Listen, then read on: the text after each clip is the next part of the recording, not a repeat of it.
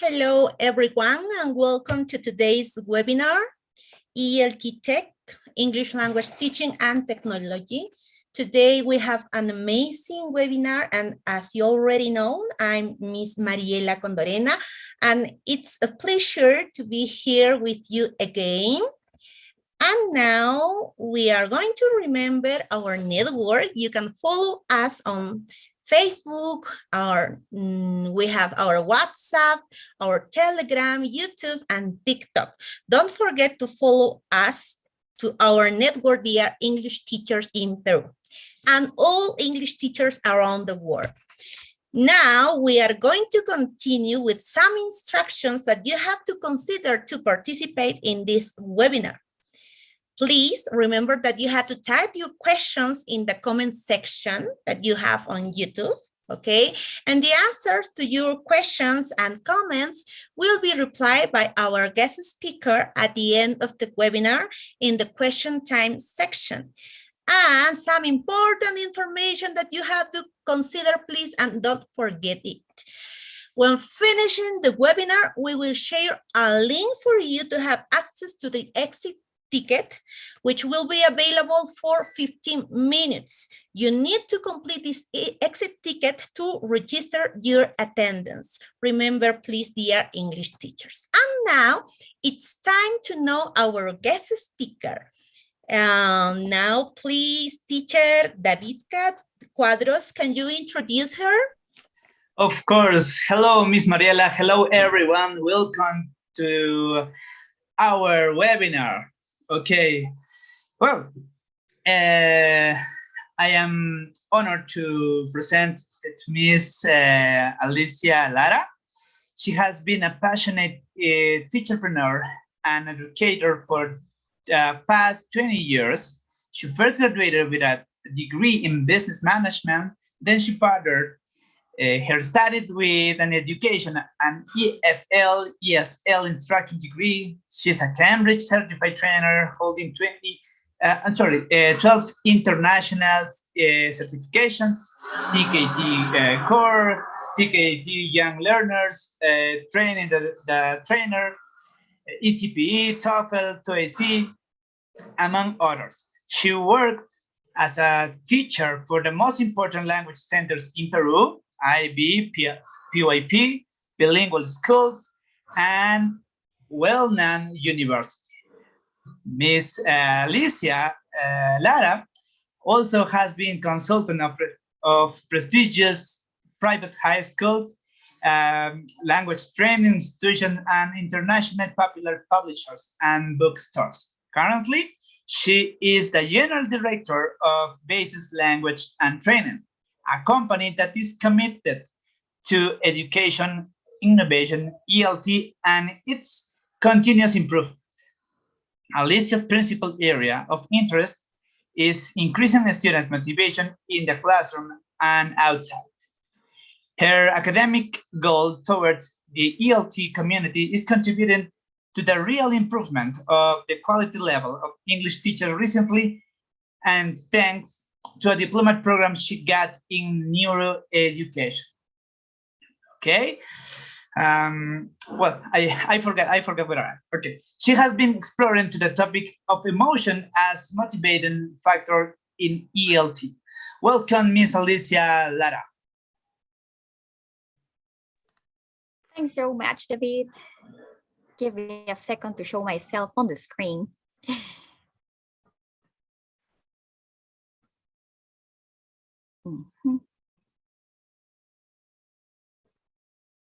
Yeah, okay, here I am.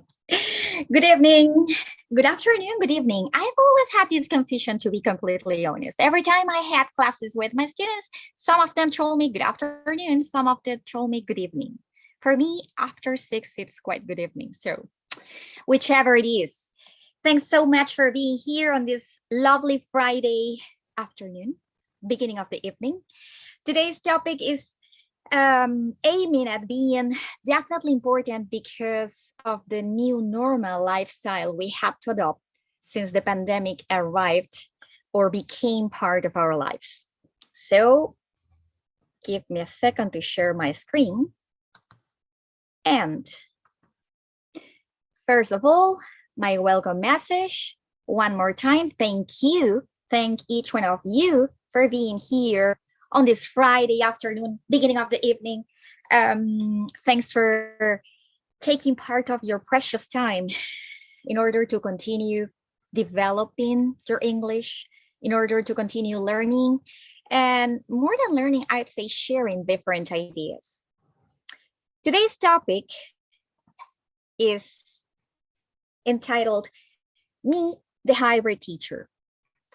For the ones who are part of my generation, maybe you'll remember one of the most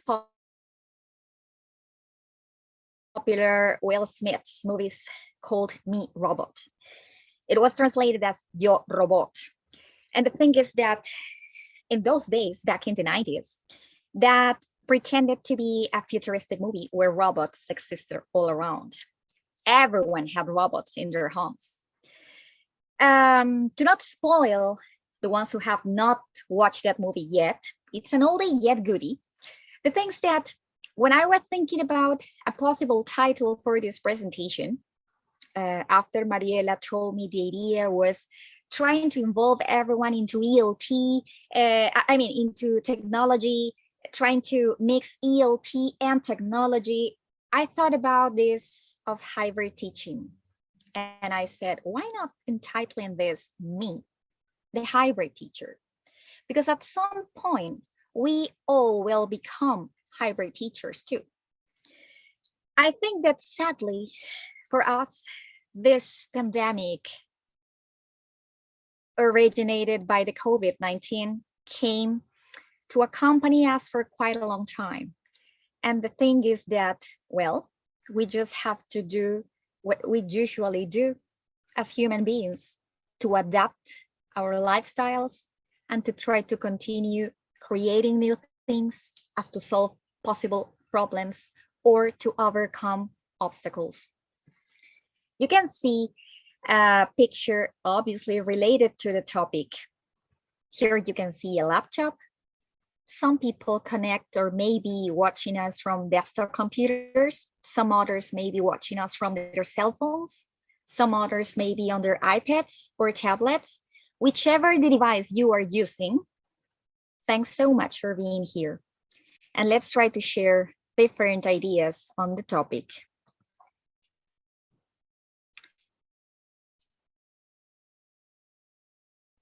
This is what Mr. David was just saying about me. I'm not going to repeat it, but I'm going to show you the logo of the company I still promote, Basis Languages and Training. And then I'd like you to have a look at this first slide. Something that I usually try to do, because in our company, we have been teaching online even before this pandemic started. Some time ago, it was through Skype. For the ones who still remember Skype, it's not that popular anymore, at least not in here.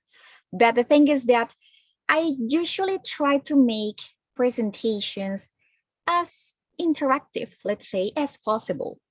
Because especially now that it was mandatory to start teaching and talking to people or talking with people just through a camera and a microphone, the only emotional connection would be this. So I will be asking you to participate as much as you want. I have my cell phone here, so if at some point you see me looking at something or the reflection of the screen, it is that I am reading your comments or messages.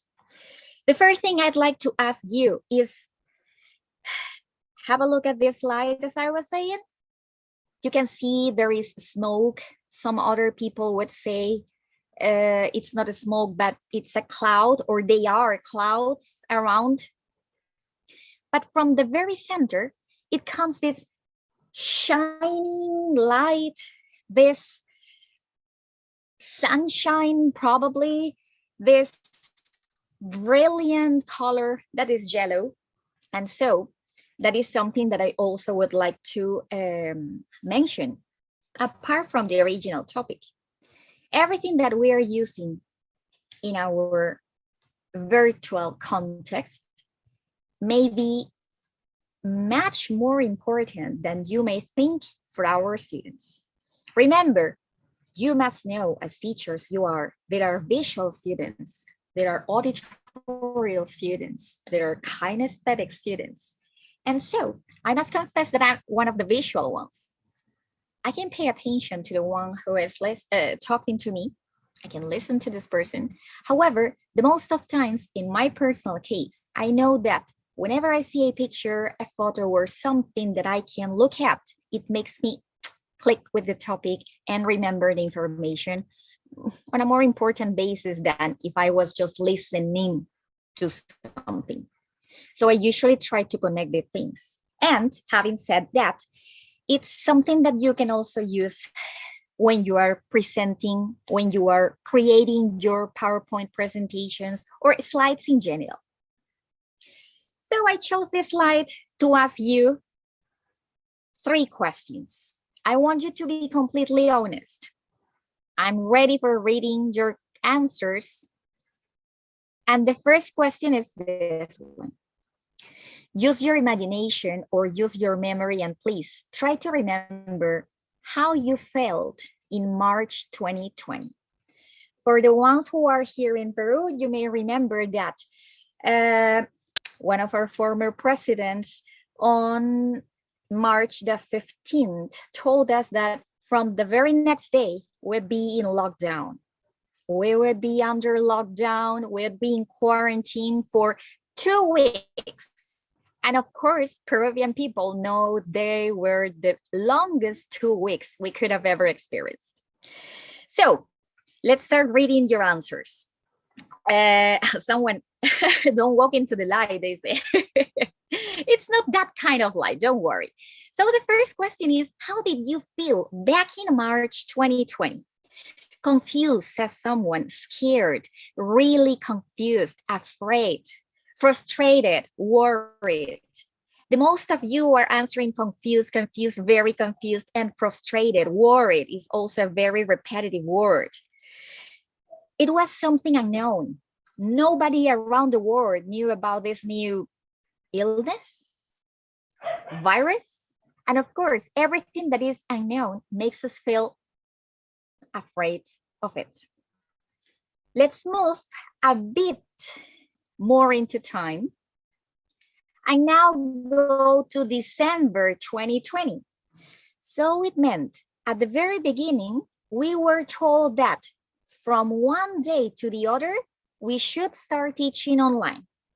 We should start teaching in a completely different way that we had been used to doing it. Now imagine it's December 2020, one of the toughest years for not only teachers, for everyone worldwide.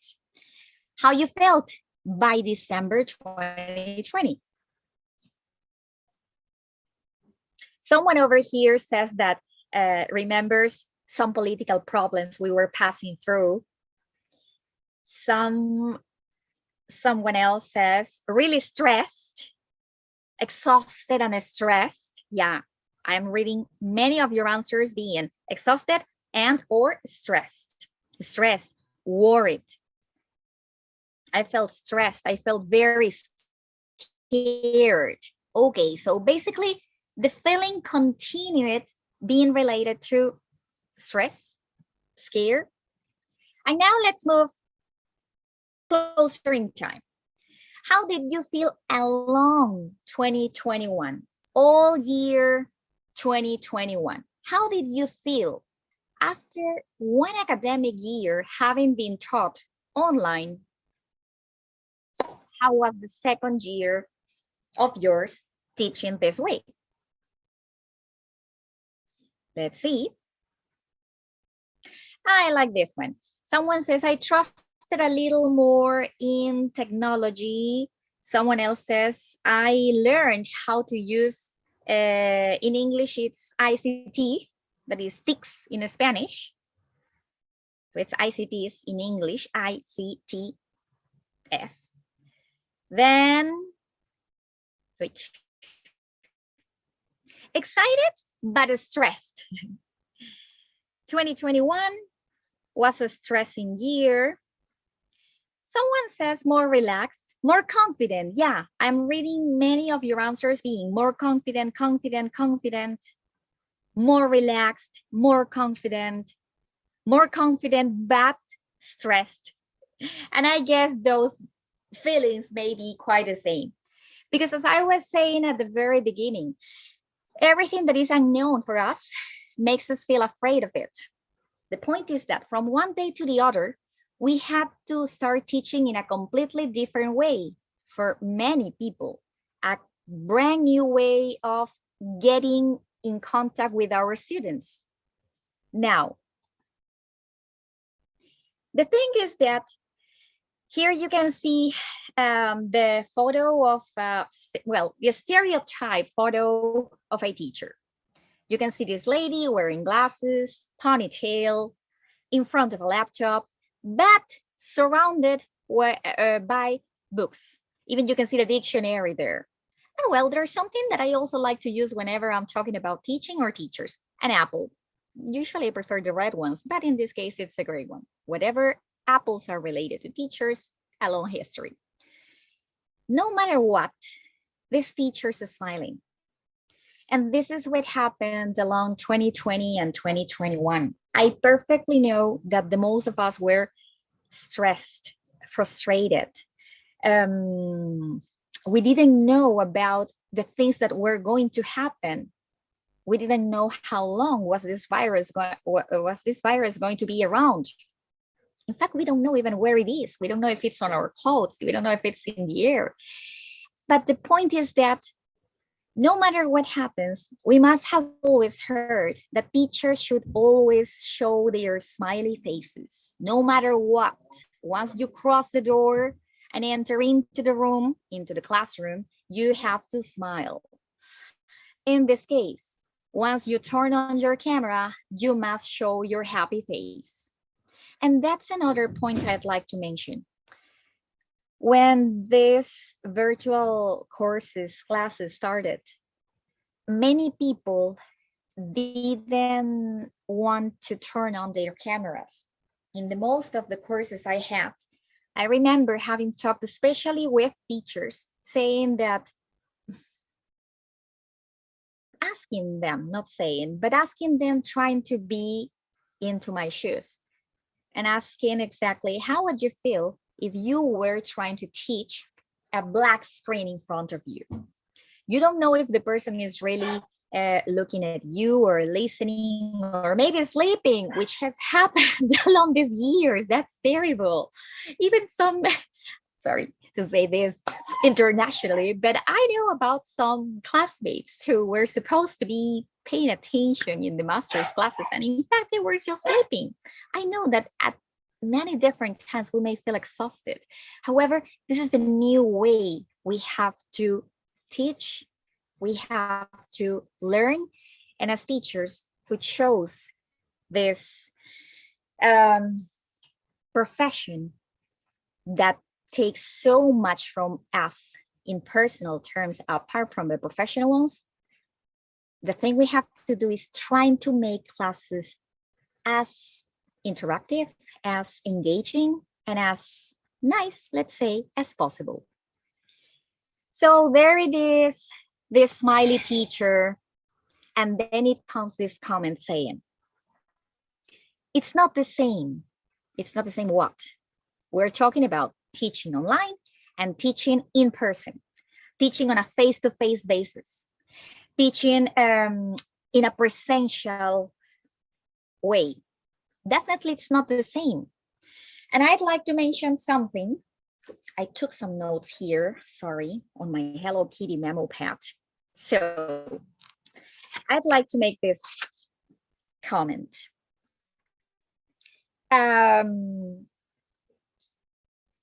Through the past years, I've been working with different bilingual schools. In the case of bilingual schools, students who are 3-4 year olds, go, well, I'm talking about the presential basis, of course. They go to school, their parents take them there, and once they are at the door, the teacher says, hello, Mariana. Hi, Mariana. And maybe Mariana has been familiar with English because of some popular children's songs, or maybe because her parents watch some movies in English. And well, we know that video games are also the most popular. Video games are in English. And then, okay, Mariana has been exposed to the language at some point, but not on a speaking basis, plus 3 years old. However, the fact of being in front of a person, in this case, the homeroom teacher, let's imagine, Miss Alicia, saying, hi, Mariana, hello, makes the student to see and notice that, okay, when I arrive somewhere, they say hello or hi, and they wave their hands. So eventually, students start producing the language. And even before producing the language, they obviously understand. What happened in 2020 and in 2021? Basically, what I'm trying to say is that in this type of bilingual schools, children learn a lot through imitation. Sit on the floor, and the teacher sits on the floor. Spin around, and the teacher obviously spins around, so they look at the teacher and they do the same. But on the online context, it became much more difficult for people to follow or to understand. I mean, for these little people to understand instructions, commands, and to imitate. Why? Because the most of times what you can see is only the face of the person, sometimes from the waist above, and not everyone has the space like for standing up and moving around the house. Remember that this is another thing we have to make part of our lives. We would look for somewhere in the house, preferably where we could teach. And what happens in the case of people or teachers who have kids at home? There's always going to be some kind of noise. So everything in this new normal context is definitely challenging. It's not the same, no. However, as teachers, as problem solvers, let's say, that's the way I usually like to call us, we always should try to focus on the positive things or on the things that we can do. Okay, I'm not going to be in a classroom. I'm not going to be able to pat my student, so I can do it online. If I like someone's, I don't know, comment, let's say, oh, Mariana, very good. I loved your work. Something like this. This is the communication. If you can see, I just place a heart in my window because this is the way we have to communicate now. Now, there are 3 concepts I'd like you to, just like this teacher, think about. Many times, people use them interchangeably. However, they are not the same thing. And this is one other thing that makes this virtual, online, remote confusing for people, because as I said, some people use the terms interchangeably when they originally are not. So try to think about the 3 concepts. What is remote teaching or learning? Teaching because we are teachers, learning for the students or for our students. Online teaching and virtual teaching. If there is a difference among the 3 terms, what it is? I will read your answers. Do not Google, don't cheat. Try to think about it. Try to remember if you have heard about these concepts before. So let's see. What is the difference between remote and online? What's the difference between online and virtual? What's the difference among remote, online, or virtual? Have you ever heard about this? Or maybe you were using them interchangeably too?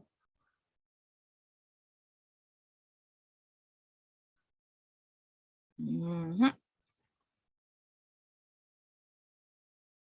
Okay, I'll be reading your answers then.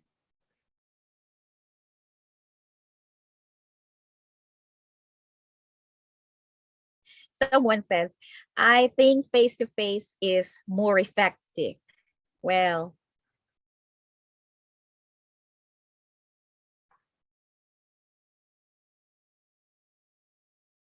welcome to the ones who are just getting online. Maybe virtual, I think maybe the last one is expected to have any more interaction. That is virtual. That was said by Martha. Someone over here says, I was using them interchangeably.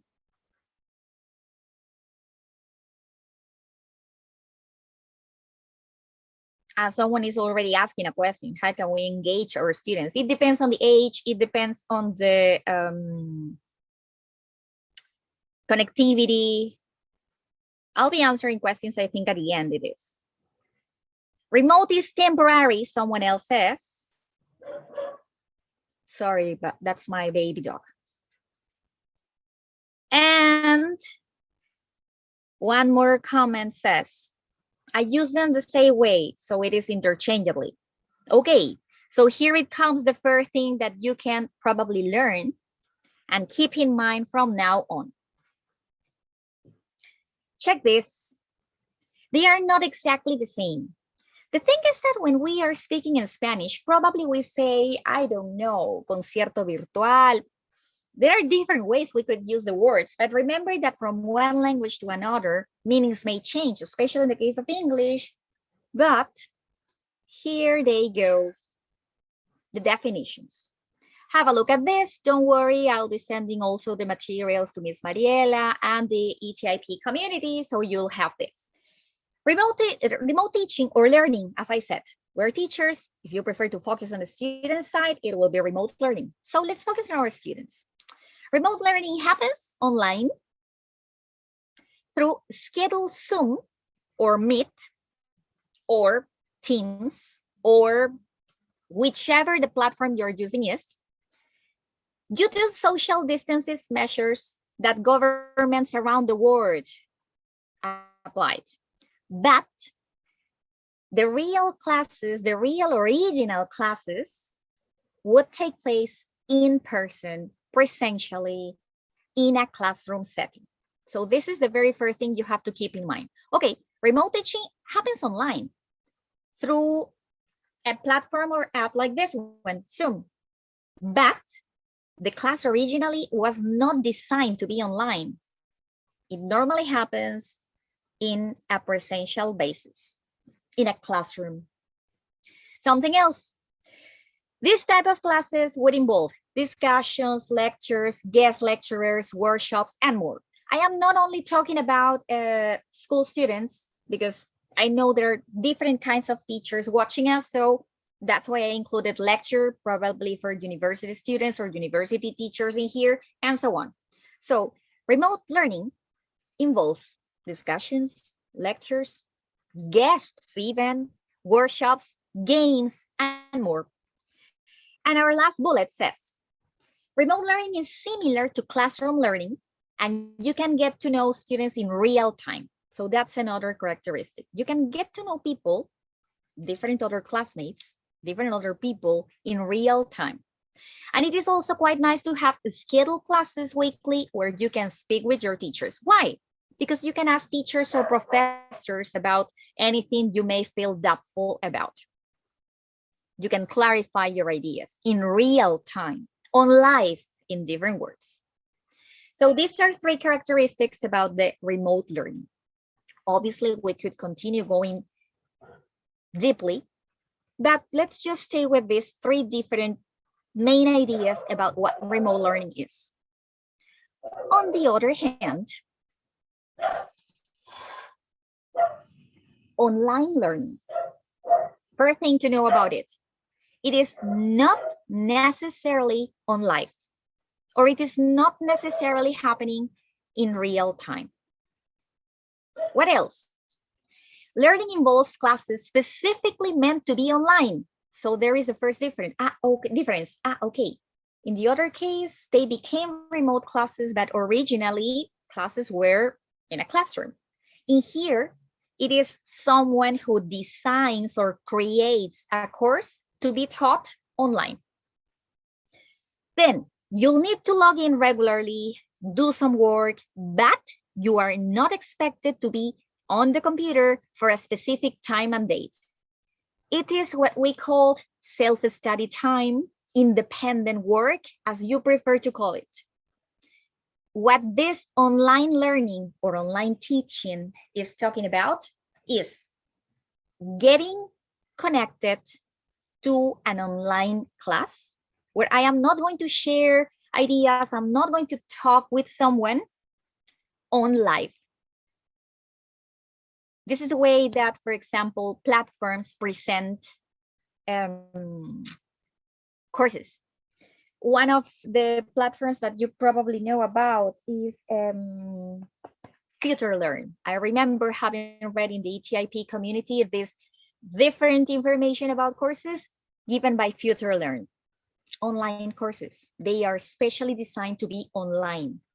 You get online, you log in whenever you want, from wherever you are, and you study at your own pace. Last but not least, virtual learning or virtual teaching, if you focus on us. Virtual teaching, it says, unlike online classes, virtual courses have meetings, IADS, have meetings that happen at a regular time each week in a virtual classroom like Zoom or Meet. Okay, so in the case of online classes, I was not really interactive on live with any other person. But in the case of virtual classes, I am going to interact with people. So it's like combining things. You'll have work during the synchronous online meetings, but you will also have some self-study time. You will be able to work on your own in between the classes.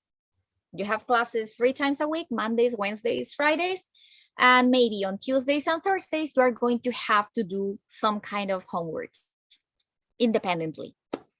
That is the difference between, sorry if you hear my dog. I think he's complaining because I left him all alone there. But I said, remote teaching, remote learning, online teaching or learning, virtual teaching or learning. It is not the same thing, in fact. However, I perfectly understand and know that they may seem confusing. The more you keep on reading, the more you keep on researching, the more you will be able to understand the differences. I try to choose the concepts or the ideas and examples that I thought were going to be clearer for you. So it's, okay, this one is on live, this is not on live. In this case, it's combining a bit of online and a bit of real time teaching or learning. And that's the way I chose these 3 different concepts. And now that we mentioned the differences between the 3 concepts that are not the same, we are moving into our topic today, that is this about hybrid teaching. And now one more question for you. So far, universities, schools, institutes, language institutes were not able to open their doors to the public because of the restrictions that we had to adopt since the pandemic. This year, things are going to change. So I would like to read your answers about how this year is going to be in your schools. And I'm asking this because in different schools, things are going to be also managed in a different way. How are your classes going to be managed, delivered this year? Is it possible only by iPhone? Okay, someone is asking about the possibility of getting online just by the iPhone, any cell phone, I'd say. Question, How are your classes going to be delivered this year? So far, I know that, for example, here in Peru, in the public sector, you were working through WhatsApp. So it was not on real time, in real time. It was not on live. Hybrid learning, says Patricia over here. Scarlett says that her classes will continue to be online. Hybrid learning, says another teacher.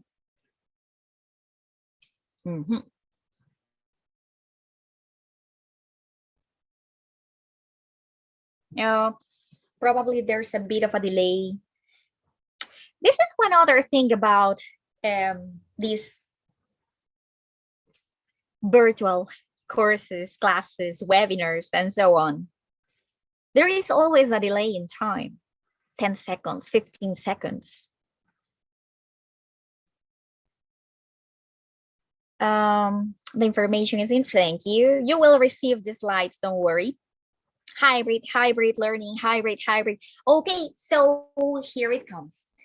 2 days ago, I think it was, I think it was on Wednesday. I was talking with some friends, some teachers, of course, some colleague teachers who are close friends.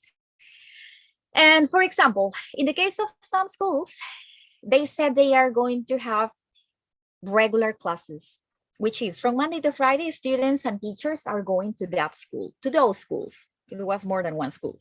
I'm talking about Lima, by the way. I live in Lima, and the examples that I'm giving right now are about Lima. So these colleagues told me, okay, in my school, these two teachers said, we are going on a regular basis. We are going to have classes from Monday to Friday, the usual schedule, that is from 7:30 in the morning until 3:30 or 4 in the afternoon. And it is for teachers and also for students. In the case of another colleague, this friend told me, okay, in my case, our school has already told us that students are going to school twice a week. They are going to be on Mondays, Wednesdays, Fridays, depending on the groups. They are being separated in groups, and they are going to attend twice a week, but teachers have to be there, well, not from Monday to Friday, but on the days in whose groups. No. Again, they have to be there in the school on the days when their groups of students are obviously going to school. That sounded redundant, but that's the idea. They have to go whenever their students, their group of students is there. The other 3 days are going to be held virtually. So when we are talking about this, we are talking about semi-presential classes. When you research about it, you will find the concept. There are different schools calling it semi-presential classes or clases semipresenciales. There's no problem. However, here it comes a concept that I perfectly remember was presented last year in one of the series of webinars. I don't remember who presented it, but I remember having read a title about blended learning. So it's possible to say semi-presential classes or blended learning. Now, here it comes another quite confusing thing. In some books, on some websites, you will find that hybrid teaching is exactly the same as blended learning is. That is some books or websites.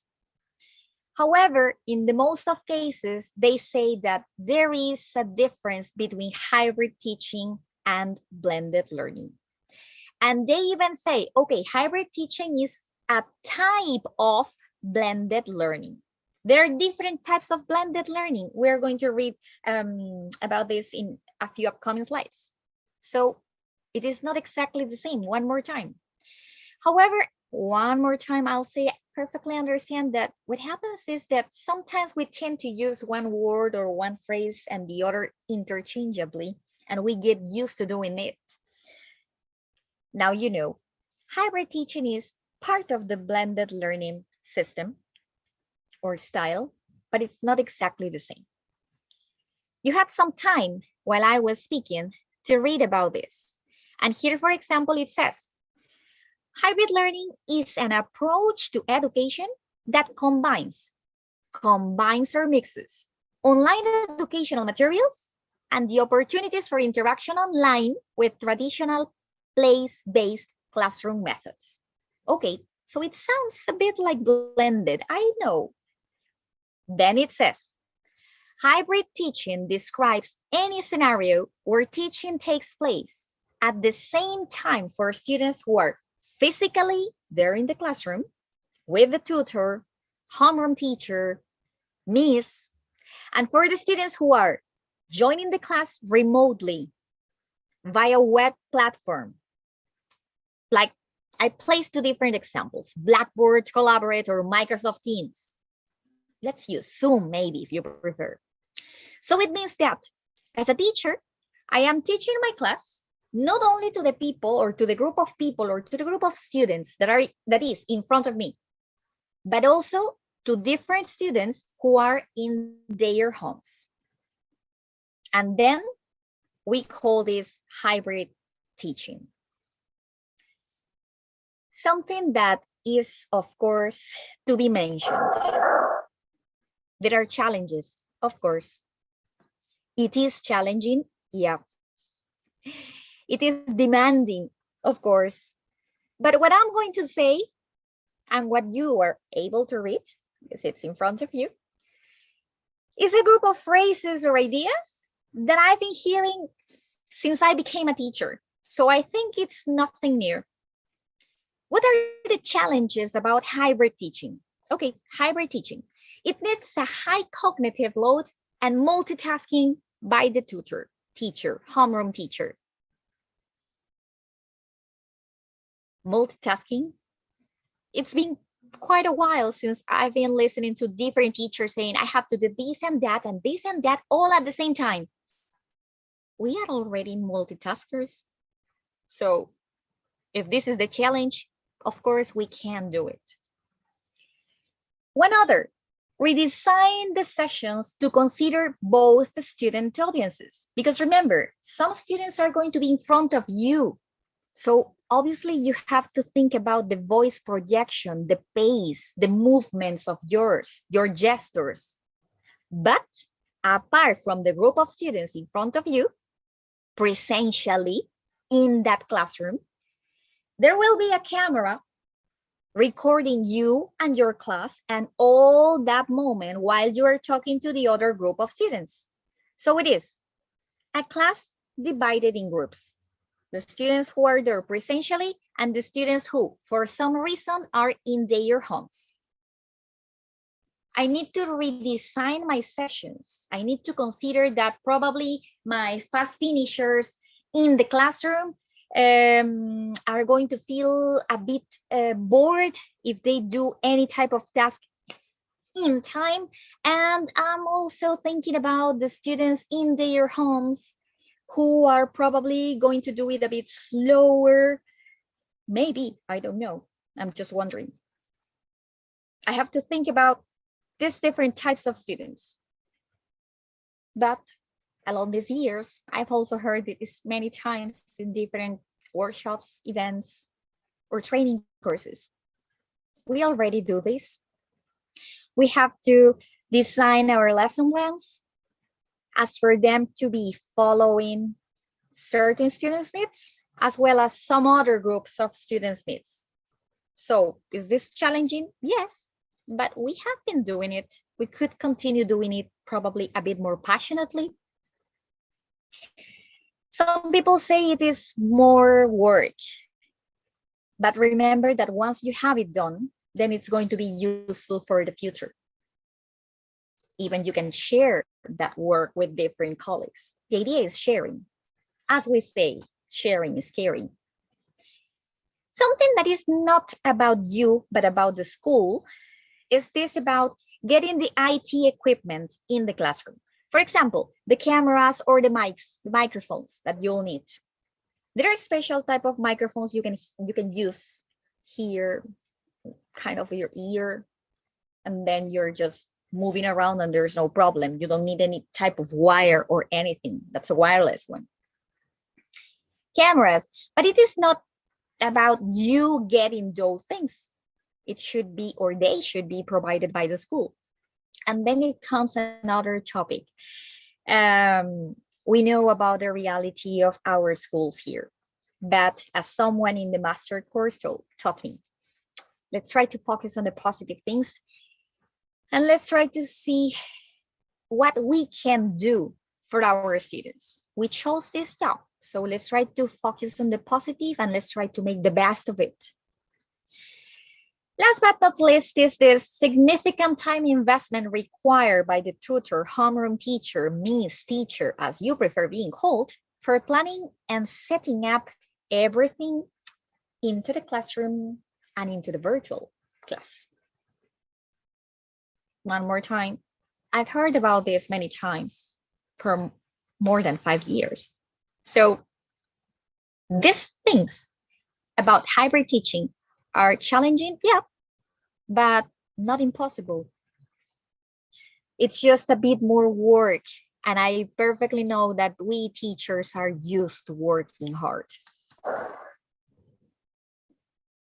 Here you are, some handy tips and effective strategies for hybrid teaching models.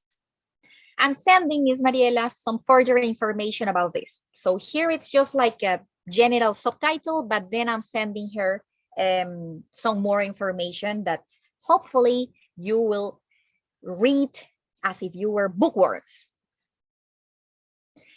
What's the best thing? Oh, sorry, the first thing. I think I need a cup of coffee. Follow best instructional practices, but use video lessons to support them.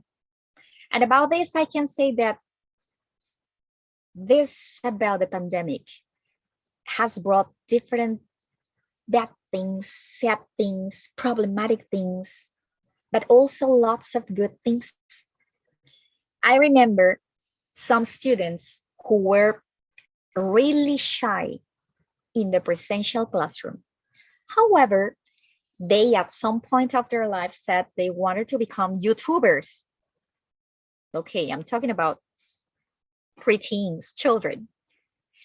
And this about studying online gave the student the possibility to feel as if he were a YouTuber. And then he is not shy anymore. He's much more confident when speaking. And the same thing has happened to many teachers. I perfectly know that we all would like to think or say, okay, I'm not going to look well, this, my hair, I don't know.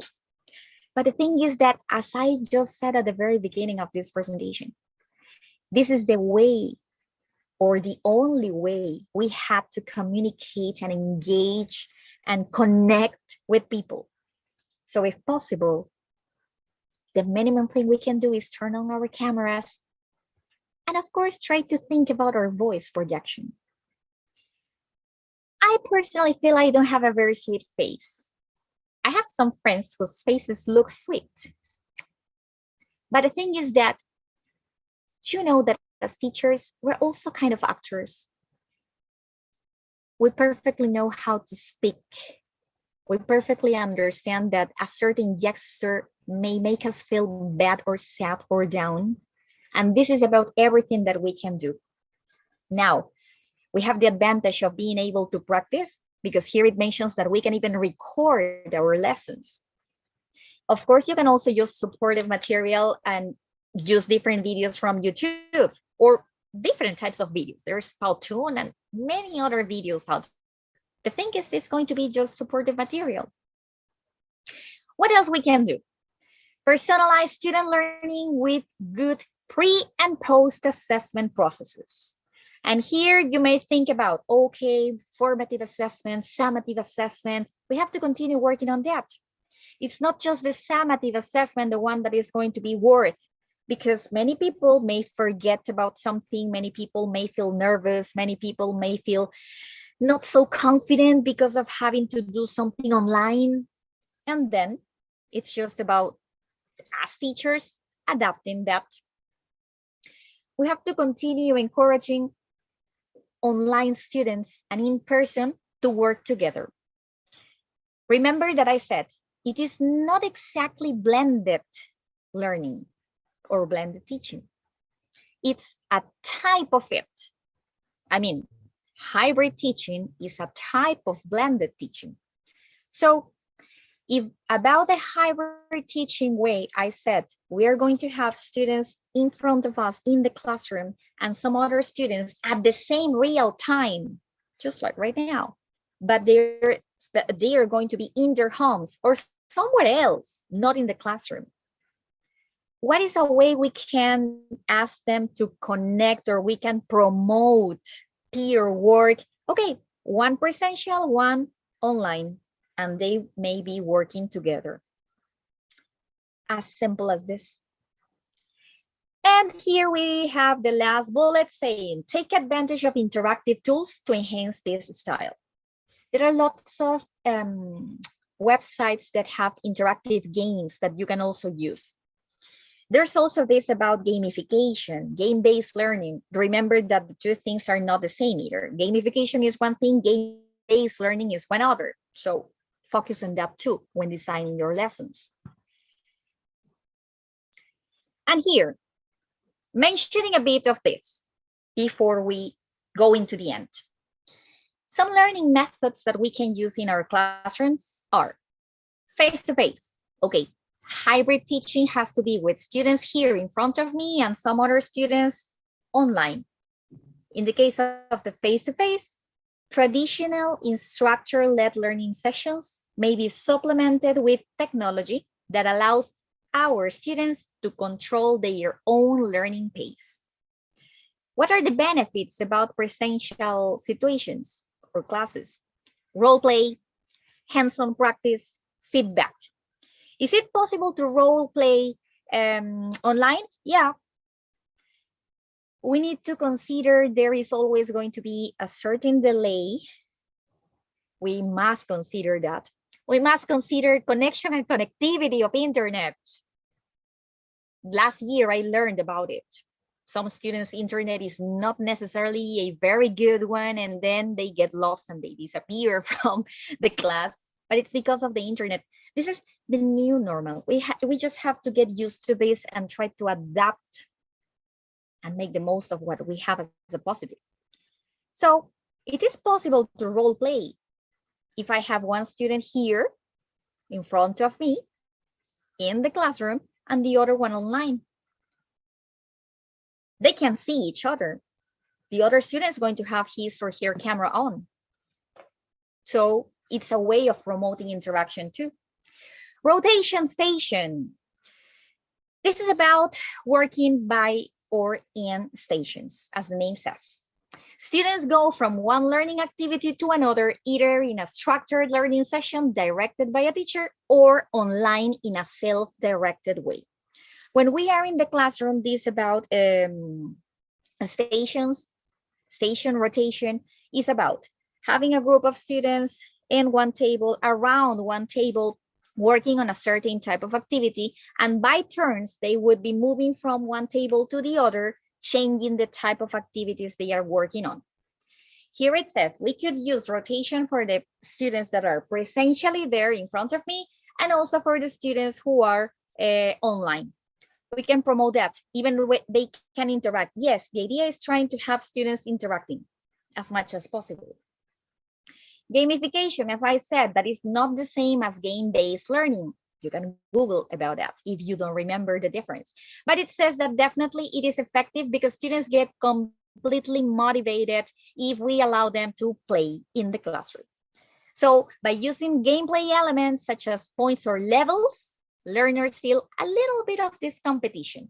I am not trying to say that everything in life should become a competition, but sometimes it's good. We can create competitions about boys versus girls, I don't know, group A versus group B, this group, 4 different groups of people competing. It's just a way of trying to have them engaged into the class and involved into a certain topic. And now let's move to something else. Okay. something that I usually try to talk about, Mariela and probably the rest of the people in the team know about it, is that I always talk and mention this about our human skills. Something that got a bit lost. Thank God, not that much, but a bit lost along this couple of years in this virtual learning, teaching, is that about the emotional connection. As I said, for me as an adult, it's very difficult trying to teach or trying to talk to people or with especially people when all the cameras are in black, are off. I mean, because whatever what I see is just the screen in black. So usually in my classes, I ask students to have the cameras on. And since in the most of courses they are teachers, I usually say, remember how you feel when your students are when your camera's off. There is something that I like about the webinars and workshops where I'm cordially invited by the community, is that definitely I have to research much more about our Peruvian reality. So then it comes one other branch in the topic. Yeah, Miss. Yes, Alicia. But the thing is that if I turn on my camera, my connectivity is going to be terrible. So I'm going to get lost. I'm going to disappear from your screen. And that's true. So then it comes our human side. If I know that your internet connectivity is not that well, I could try to understand and try to have, let's say, an exceptional permission to that student, because I know he or she is going to feel bad if his or her internet's not working that well. And basically everything has also to be with this human connection. I usually like to involve whichever the topic it is, especially after having taken some coaching courses. Because along these 2 years, you have no idea, my dear colleagues, about the number of teachers and people in general who is suffering from depression, who is feeling definitely down, not because of having to teach this way, but because we have been in lockdown, because we have not many possibilities to go outside to the world as we used to do before the pandemic. One more time, I will have to say, the good thing about human beings is that we can adapt to anything. You can move. Let's imagine teacher David Cuadros is sent to Alaska, where obviously the weather is extremely cold, freezing. But probably in a couple of months, he'll be used. And that's it. And then he will come back to Peru and he would be able to go to Pasco and say, oh, Pasco is easy peasy for me. There's nothing like Alaska's cold. So we're adaptable. We have that marvelous thing about being able to adapt to anything. So if these days we're talking about semi-presential classes in Peru, many schools are going to work this way this year, this 2022, this academic year. If we have also been talking about blended learning, okay, we can now think further and go a step further and think about this hybrid teaching, because at some point we'll have to do this. In fact, what has happened, let's say, thanks to the pandemic, is that the educational system had to change completely in time. Before the pandemic, I'm talking about 2019, 2020, before it was officially announced to the world as a pandemic, the educational system was supposed to be changing a bit more into the virtual world in 8 years. So that is by 2028, 2030 approximately. And what has happened worldwide is that this pandemic made that projection of the change in the educational system to just start happening right now. And we as human beings have the possibility to, of course, adapt to that. So one more thing, no matter if you're teaching remotely, no matter if you're teaching virtually, no matter if this year, maybe your schools are proposing something as hybrid teaching, let's take one step further and let's start hybrid teaching this year. Remember that there is always the human side. Try to think, try to be in someone else's shoes, especially in the case of students with special needs. How are they feeling these days? If it was, as you yourselves mentioned, scared, afraid, terrified, stressed, imagine how our students may have felt. Now, something that I've been mentioning since the pandemic started. Remember, my dear colleagues, that we are currently preparing students for jobs and technologies that do not exist yet in order to solve problems or illnesses that we don't even know are problems or illnesses yet. And to close this session, I'd like to read this poem.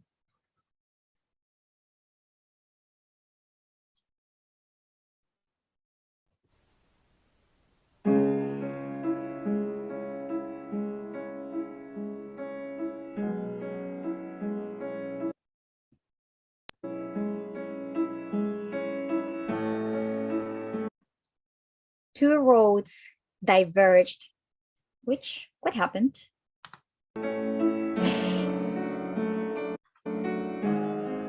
Connectivity into Yellowwood. And sorry I could not travel both.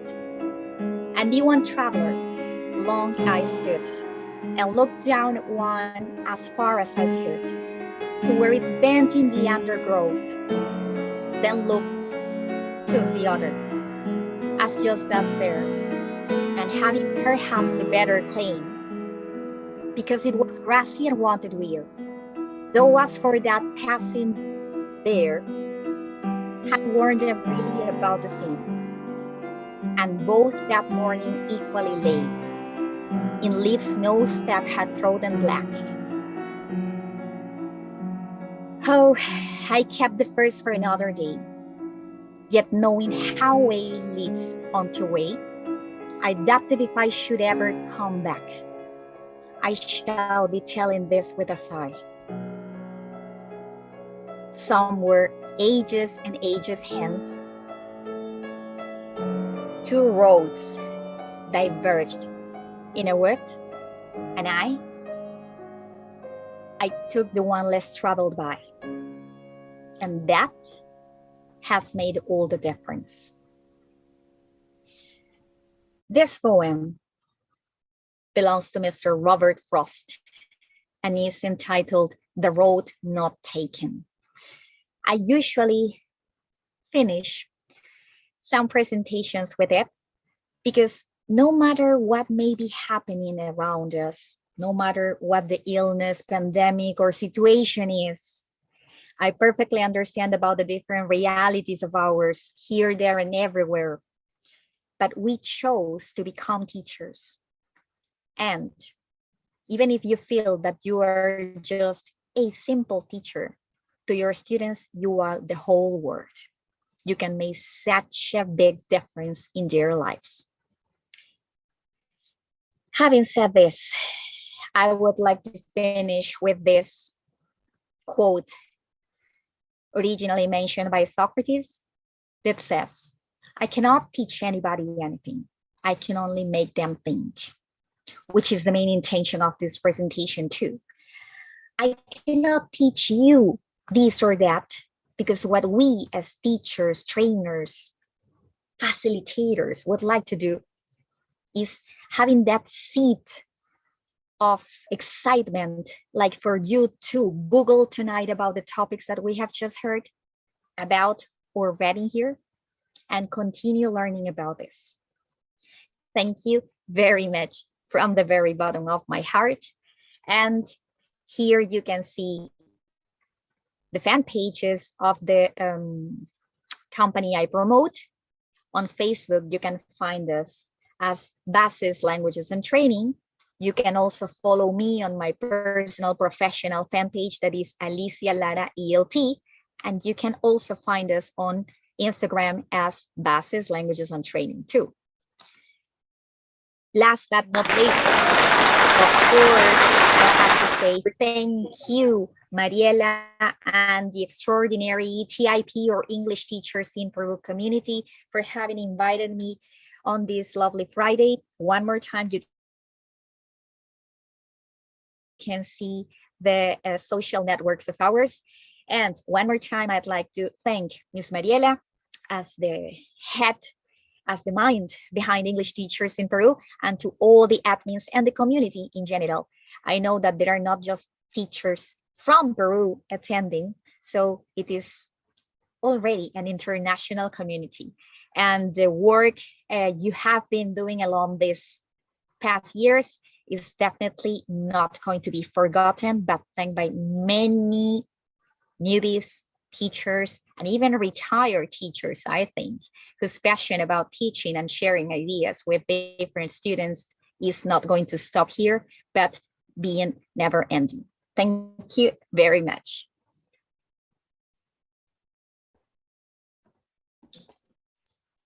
Thank you so much, dear Alicia, for your kind words for our community. And you did an amazing presentation. It was really, really useful, I know, for all of the teachers that are here. They are so attentive to your presentation. Thank you so much again, dear Alicia. Now it's time to answer some questions for you about your presentation.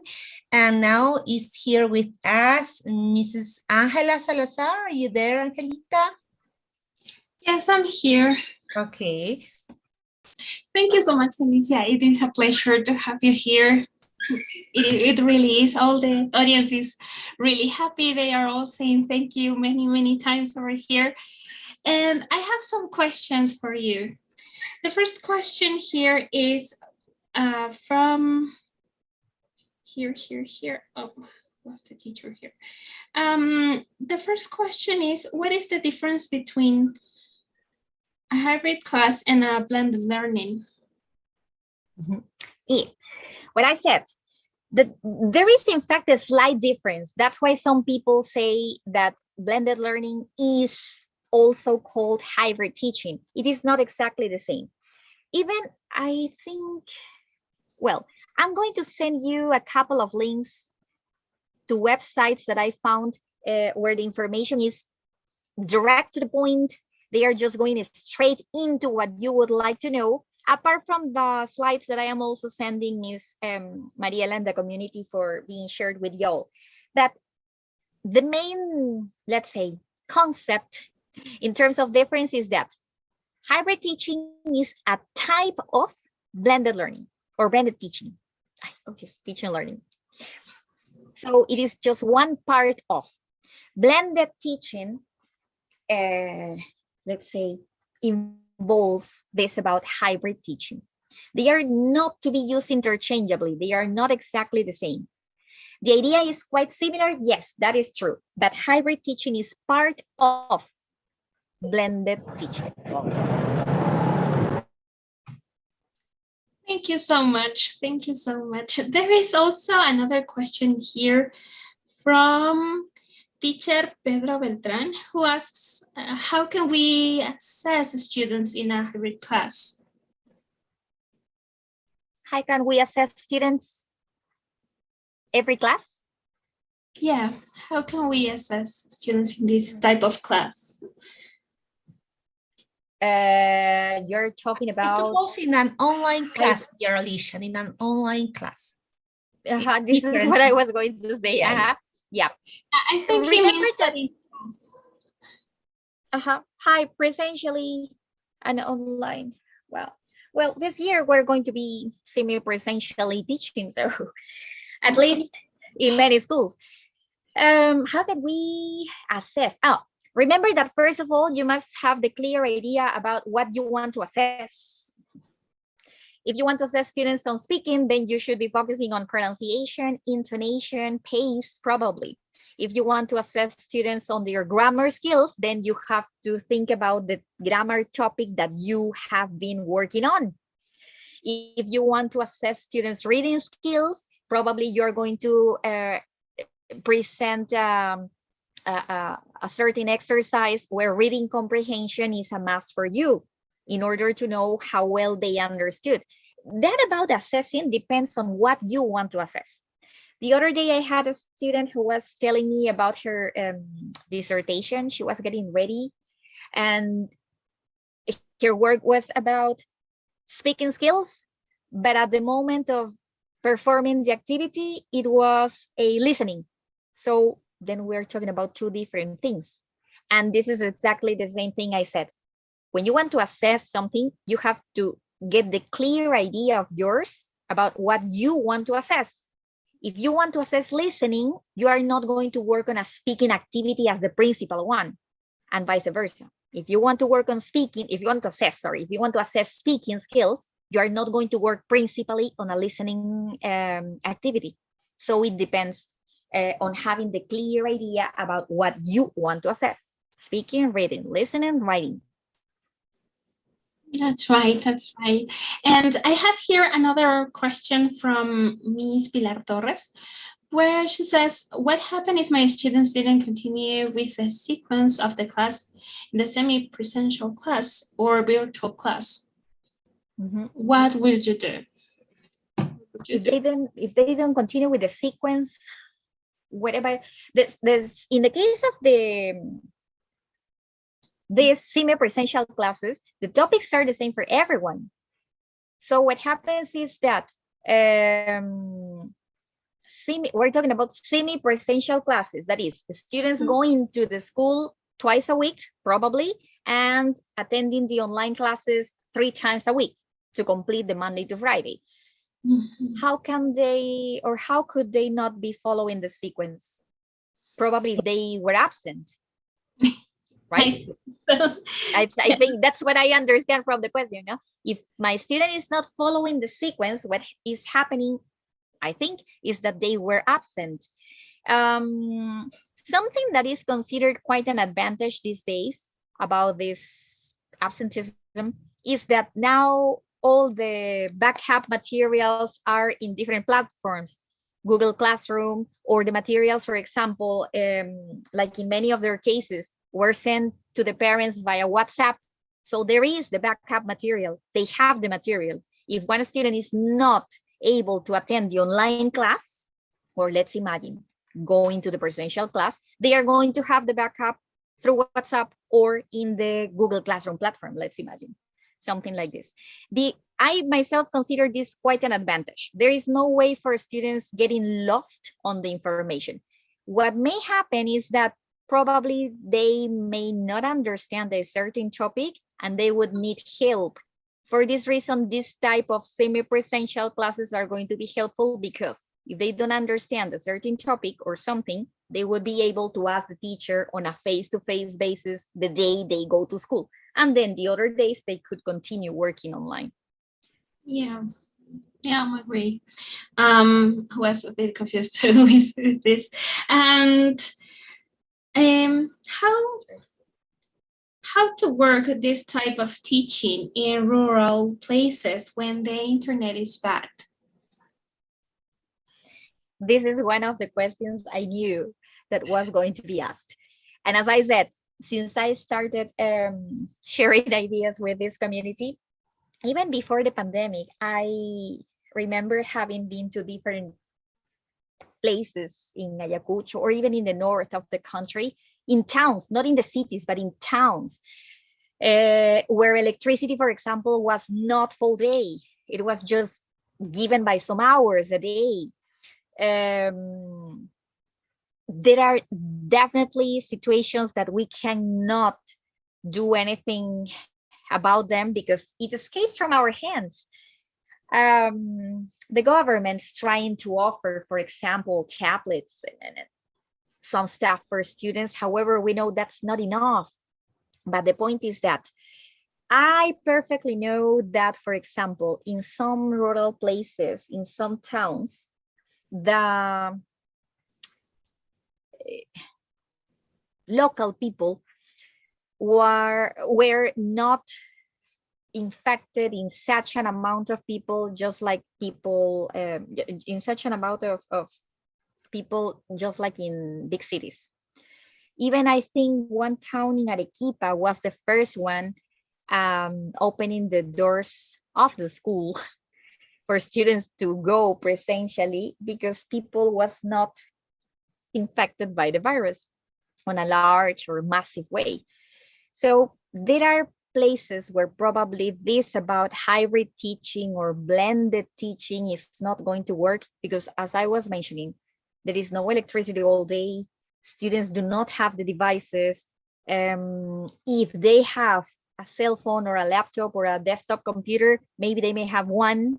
However, there are 3 or 4 students in the house, and that makes it impossible for the 4 of them to be present in their classes. And there are many things that we can consider as obstacles. In those cases, I personally think that this about the virtual teaching is not going to be working that well. But the good thing is that, as I just mentioned, that people, or not many people, got infected in those places. So it would be like continue working with, do you know about Robot Kippy? Robot Kippy helping in those rural communities this way, because thank God people is not getting infected in a large amount. And we know that the reality of these places is no electricity all day. If there's electricity, maybe no internet. Even here in Lima, we suffer from internet connectivity problems. So Yeah, we can imagine how difficult things may be out there. that's right. Well, I was thinking about what many teachers around the world are complaining about. It's because our students have been at home that huge amount of time that they are not used to go to school anymore. And many teachers around the world are already worried because they now have to make our students get used to go to school again.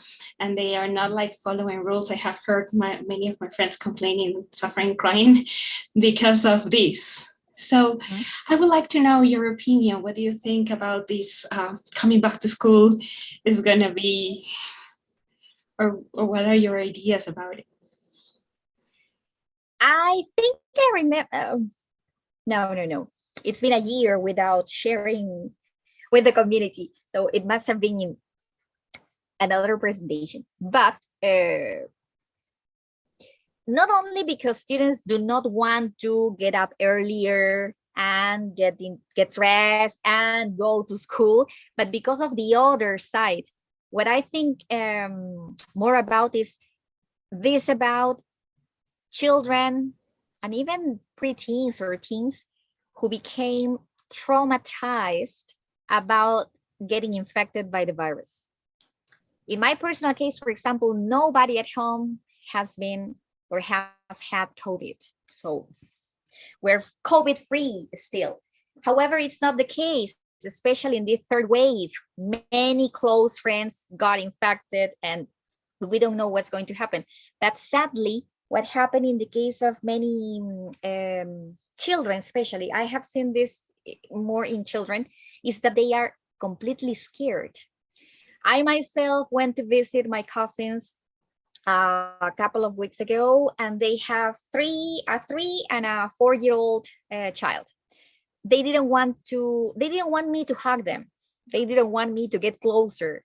they started crying out, hey, don't get closer, don't get closer. The virus is there. Even the the 3-year-old girl said, the cobavibus. She cannot speak well. So it's the cobavibus, yeah, the cobavibus. So they are like traumatized in many cases. So it's not only about the side that you were mentioning about, I have to get up earlier, I have to put on my uniform and I have to go back to school, but also the other side about students who are feeling bad because they are completely scared about getting infected by the virus. So this is another side, and that's why I insist on the emotional reinforce or the emotional help we all need in the case of children too.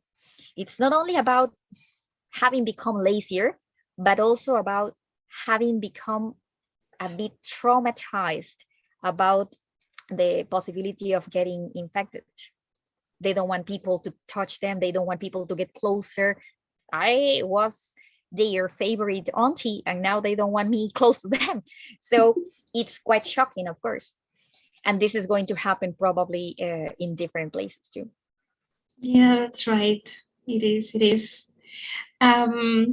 There is also a huge concern about this hybrid teaching because we're going to prepare material for students that are going to be in our classes, like in our current classes, presential, seeing each other.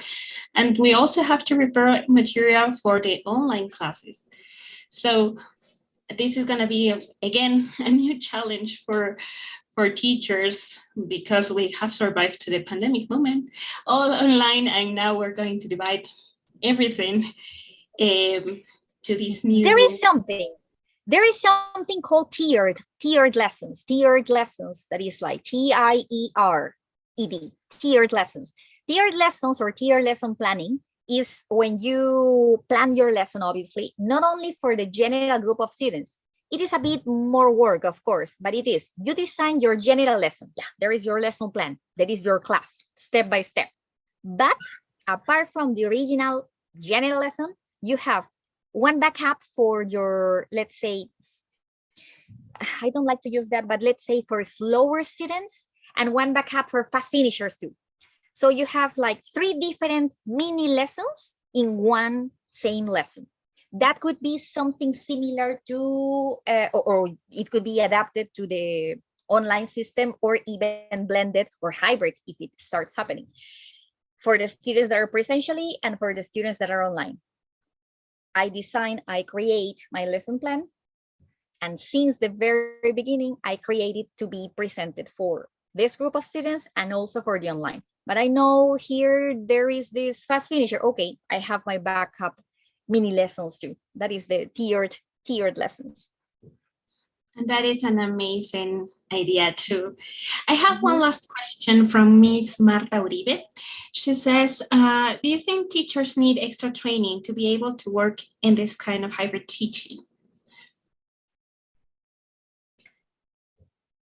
We always need extra training. I mean, Mariela perfectly knows, because I usually say, Mariela, please invite me, or sorry, when you invite me, or in the upcoming ones, invite me and let's talk about CPD. It is not possible that there are teachers out there who have been in different schools or working, and it's been like 20 years and they don't have even one first international certification. I do not promote any company. I don't work for any international examinations company. They don't give me any dollar, just in case you think I'm promoting any. But the thing is about like our evaluation. Thank God Minedu started evaluating teachers, and I think that's something that should continue. Sadly, last year there was a kind of trouble with that. However, I think it's something very good because, for example, in certain places, when we become part of those places, we are cordially invited to take an international examination every year. So it is, this year I have to take this one. If I take the B2 first, then the next year I should be taking the C1. They give you an average time of 2 years as the possibility to, but you should be taking different higher international examinations while you are part of the institution, of course. And that encourages you to continue working harder, to continue learning. And as I usually say, Speaking a language, any language, no matter if it's Italian, Portuguese, English, as in our case, Spanish, whichever the language we speak is. It's not just about being able to talk about the verb to be or the present continuous or progressive and the ing form of the verbs. It's much more than that. It's knowing a bit more about their culture. We promote different things about England, America, Canada, and then we are also locally talking about our landmarks here in Peru. It's also about trying to express your ideas and feelings and being able to talk about anything you would be able to speak about in your own language. So if I ask you right now about el universo y el sistema solar, you should be able to talk about this in English too. Maybe not perfectly, because of course that is not our main focus, but we should be able to talk about the Milky Way, the solar system. What else could we talk about? Different planets, the names of planets like Mercury, Mars, Venus, etc., etc. So this is the same thing. And if we're talking about flowers, we should be able to talk about daisies and tulips and roses and different things. We're not experts in a certain topic because it is another language, but we should be able to talk about different topics, the most or the closest, let's say, as we do in our mother tongue, in this case, Spanish. That's right. Thank you again for being here tonight, for giving us that huge amount of ideas and for everything indeed. It is always a pleasure to have you here. And now I want to invite you to stay here with us for a little bit more, because now it comes the next part of today's webinar. Thanks again. It is a pleasure. Thank you very much. Thank you, everyone. Thank you. Muchas gracias, querida Alicia. Muchísimas gracias también por haber dado la respuesta a todas las preguntas que tienen los teachers, que creo que son las mismas que se repiten desde el año pasado, los problemas de conectividad que hay, por la gran diversidad que tenemos en el país, por las diferentes realidades que hay en cada lugar. Muchas gracias, Angelita, también.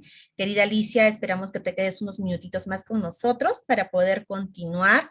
Vamos a continuar entonces con lo que vamos a ver el día de mañana. Para eso, Miss Maite Flores, ¿nos puede ayudar, por favor?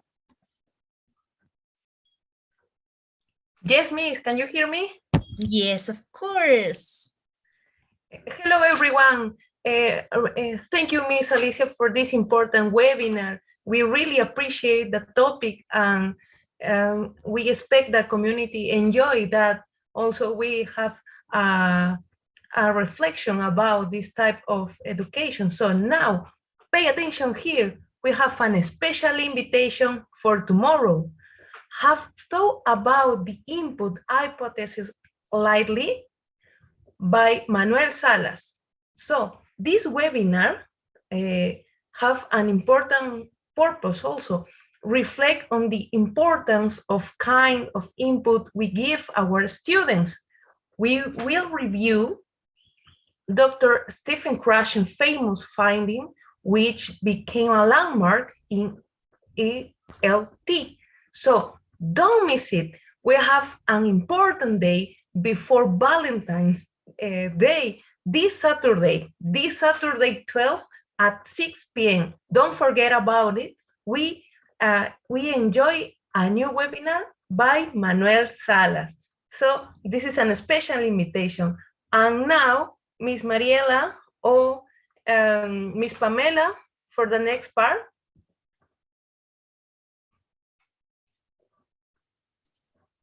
Yeah, Miss, good evening, everyone.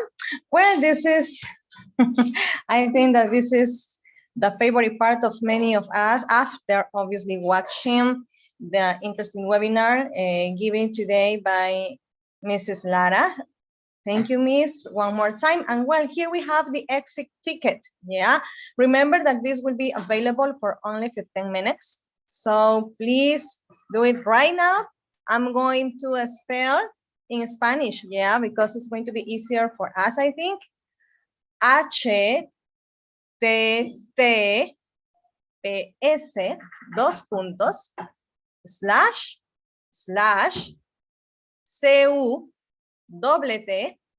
punto LY slash con mayúscula ET y minúscula P mayúscula, seguimos con mayúscula TECH, número 2 con minúscula ND. Por favor, creo que lo están ya también colocando en el chat, en YouTube. Ahí lo tienen, ingresen. Be careful because with the information, because the email that you give, on this link, it's going to be used for sending you the material of this webinar and your names. Try to type your names correctly, very carefully, please, because it's going to be needed for your certification after accomplishing all the requirements for it. Well, thank you for being here with us. That's all for now. I don't know who continues. Miss Mary. Thank you, dear Pamela. Algo que voy a aclarar. Muchísimas gracias por compartir el exit ticket. Ya debe estar fijado en el chat de YouTube. Importante lo siguiente, han estado haciendo las consultas y quiero que quede bastante claro. La constancia que se emite no es por cada webinar. La constancia es por el ciclo de webinars. Van a ser aproximadamente un total de 12 webinars que se van a ir dando. Y se van a ir sumando las horas de su asistencia para que finalmente en una sola constancia se emita su certificación de asistencia, de participación con el total de horas que se van a ir sumando, ¿no? Eso es algo que quede bien claro porque a veces consultan. Si no les ha llegado la constancia, no les ha llegado es porque eso se va a dar al finalizar. Por otro lado, recuerden que el material de la ponencia que a bien tienen los ponentes compartir con toda la audiencia, con todos los maestros, es enviado a sus correos electrónicos, al mismo correo electrónico, como dijo Miss Pamela, que ustedes colocan en el exit ticket. El gran problema que a veces pasa y que de repente algunos mencionan no les llega, es que no están teniendo el cuidado respectivo en el momento de tipear el correo electrónico y por ahí se les va una letrita más o menos, entonces ya no les va a llegar. Tengan mucho cuidado, por favor, al ingresar sus datos en el exit ticket, de igual manera sus nombres. Por otro lado, por último, algo más que deseo aclarar, con respecto a los muchos maestros que tenemos de diferentes países, a quienes les agradecemos con mucho cariño que nos sigan, que sigan nuestros webinars. Nos sentimos muy felices de que sean productivos para cada uno de ustedes.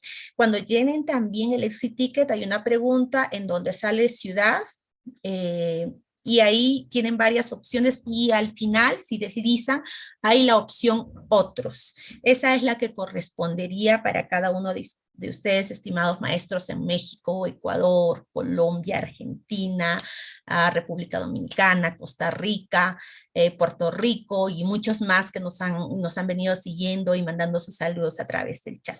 Bien, el día de hoy finalizamos entonces nuestra sesión, no sin antes agradecer también al maravilloso equipo de maestros, equipo administrativo de nuestra comunidad English Teachers in Peru, a cada uno de ellos que está detrás de toda esta organización, que hace mucho esfuerzo para que todo esto llegue a ustedes y para que también sea productivo para ustedes y por supuesto a todos los ponentes que también forman parte importante. Sin ellos, sin ustedes, sin todo este trabajo en equipo que tenemos, esto no sería posible.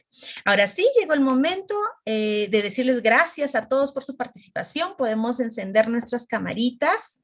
Querida Alicia, si aún se mantiene por ahí.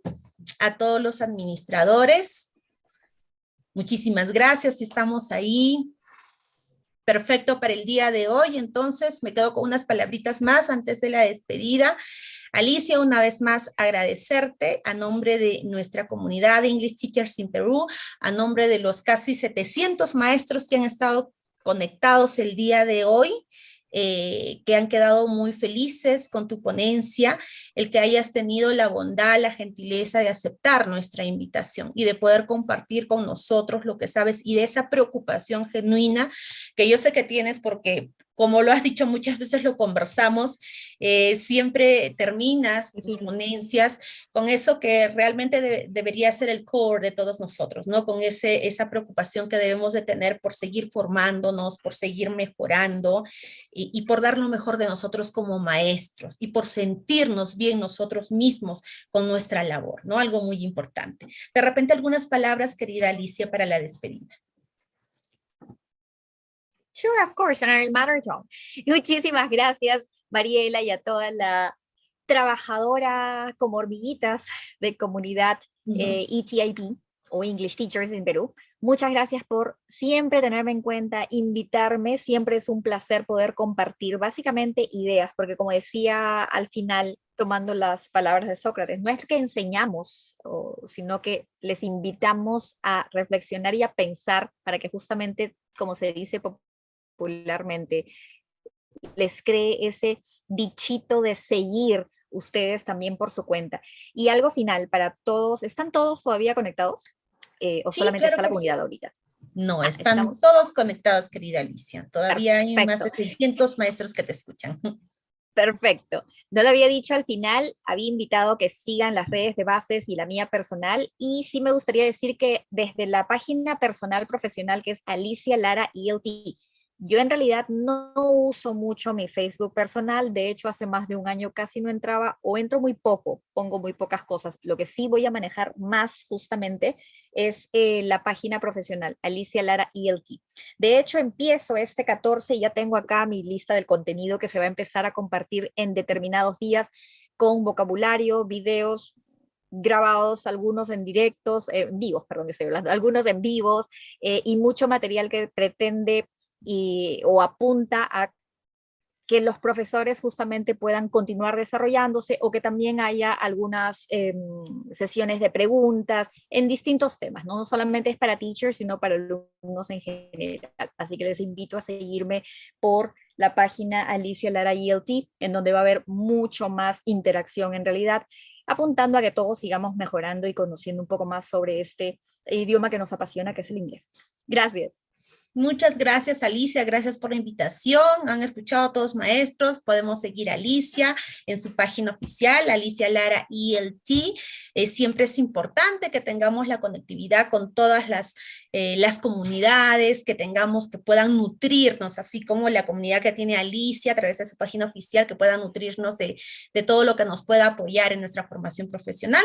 Bien, el día de hoy nos vamos despidiendo acá, mis queridos administradores de toda la comunidad, que siempre están ahí con todos ustedes a través de la comunidad en Facebook. También los ven a diario en WhatsApp, en donde intercambian recursos. A diario es una locura. Todos los administradores todos los días en WhatsApp están haciendo siempre algo nuevo, compartiendo algo nuevo. Con ustedes tenemos a Miss Consuelo Cáceda. Miss Consuelo, por ahí el saludo respectivo para que la reconozcan, administradora. Miss Pamela Salazar. Ahí la tenemos, Miss Ángela Salazar, nuestra querida Angelita, Teacher David Cuadros, que hoy día se ha encargado de la presentación, Miss Miriam Ruth Córdoba, que siempre está atentísima en YouTube y atentísima a todos los maestros, Miss Gina Soplopuco, que está lindo ahí con el avatar que tiene, que se le ve, le ha quedado hermoso el fondo, Miss. Teacher Ricardo Núñez, que está por ahí también con el fondo de la comunidad, Miss Maite Flores, que hoy día nos ha dado a conocer el excelente webinar que tenemos mañana, no se lo pierda. Miss Daisy Apolinario, mi querida Daisy, la conoce muy bien también a Alicia, ya mucho tiempo hemos llevado un curso genial con Alicia, Daisy, varios teachers ahí. Miss Diana Carla Chafló, que siempre está ahí con nosotros, apoyando en la comunidad. Miss Verónica Milan, ¿cómo está, Miss? Muchísimas gracias por acompañarnos. Miss Ulamita Chudden, que está ahí, ha dejado su foto nada más famosa para todos nosotros, para que no le extrañemos, y por supuesto el maestro José Ortega, que está detrás de toda la transmisión.